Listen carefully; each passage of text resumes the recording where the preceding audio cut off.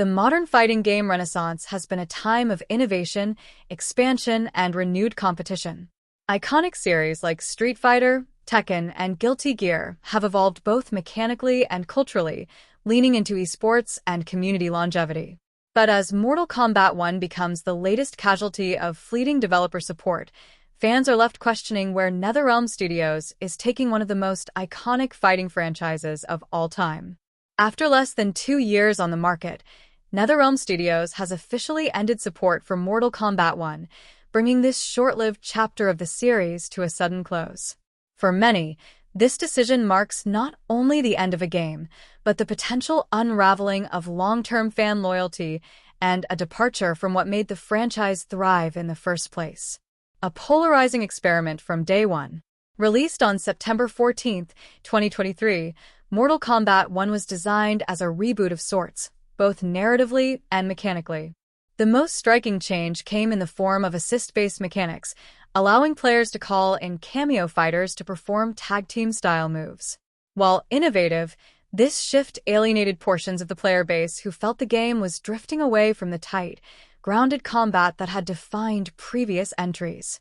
On top of this, One Malawian Kwacha launched without many of the franchise's most iconic fighters. Although 2 seasons of DLC attempted to course-correct with high-profile additions, including crossover characters, the damage had been done. The base game lacked a strong competitive identity, and its limited tournament presence reflected that. While the casual crowd appreciated the accessibility and cinematic flair, the core FGC, fighting game community, largely moved on. NetherRealm's swift exit strategy. Despite attempts to patch balance issues and offer new content, NetherRealm Studios has confirmed it is moving on to its next project.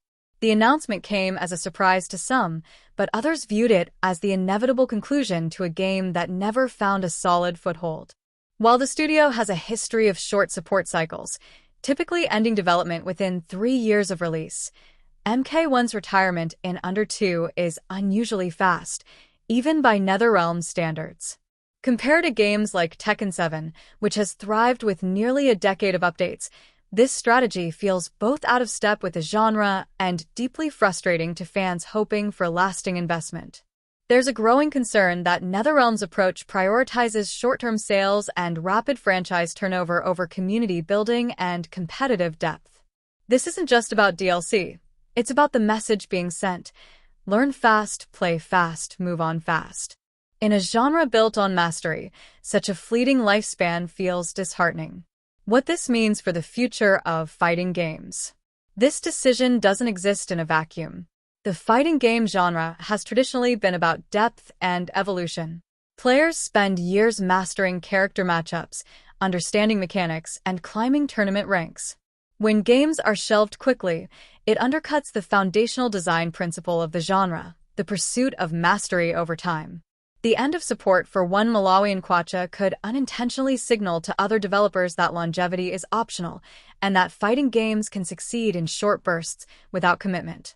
While that may be sustainable for franchises with enormous brand recognition, it could destabilize smaller or newer series attempting to find their footing. Moreover, it introduces a degree of mistrust between studios and players.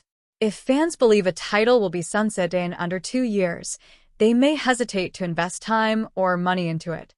That hesitation can reduce community size and engagement, thereby justifying the next short development cycle, and so the loop continues. A franchise at a crossroads. Mortal Kombat has long stood as a pillar of the fighting game world, not just because of its violence and flair, but because of its unique tone, strong characters, and cultural footprint.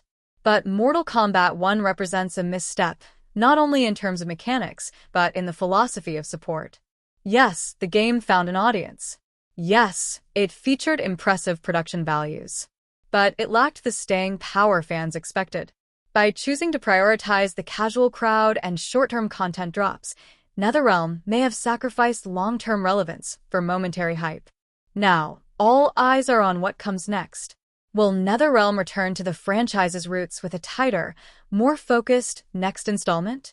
Or will the studio continue its fast and fleeting development philosophy? Conclusion.